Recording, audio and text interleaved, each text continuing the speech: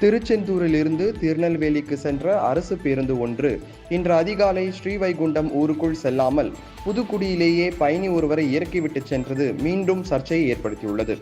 தூத்துக்குடி மாவட்டம் ஸ்ரீவைகுண்டம் ஊருக்குள் அனைத்து பேருந்துகளும் வந்து செல்ல வேண்டும் என மாவட்ட ஆட்சியர் உத்தரவிட்ட பிறகும் ஒரு சில பேருந்துகள் தொடர்ந்து புதுக்குடி வழியாக சென்று வருகின்றன. இதனை கண்டித்து பொதுமக்கள் உண்ணாவிரத போராட்டம் அறிவித்திருந்த நிலையில் வட்டாட்சியர் அலுவலகத்தில் நடைபெற்ற 2ஆம் கட்ட சமாதான கூட்டத்தில் மார்ச் 13ஆம் தேதிக்குள் அனைத்து பேருந்துகளிலும் ஸ்ரீவைகுண்டம் வழியாக செல்ல வேண்டும் என டிஜிட்டல் போர்டுகளில் பொருத்தப்படும் எனவும் அதேபோல் பேருந்துகளில் ஸ்டிக்கர்கள் ஒட்டப்படும் எனவும் போக்குவரத்து கழகம் சார்பில் உறுதிமொழி அளிக்கப்பட்டது. இந்நிலையில் இன்று அதிகாலை திருச்செந்தூரிலிருந்து திருநெல்வேலி சென்ற அரசு பேருந்து ஒன்று ஸ்ரீவைகுண்டம் ஊருக்குள் செல்லாமல் புதுக்குடியிலேயே பயணி ஒருவரை இறக்கிவிட்டு சென்றது. இதனால் அந்த பயணி சுமார் 1 கிலோமீட்டர் தூரம் நடந்து செல்ல வேண்டிய நிலை ஏற்பட்டது. இந்த சம்பவம் மீண்டும் சர்ச்சையை ஏற்படுத்தியுள்ளது.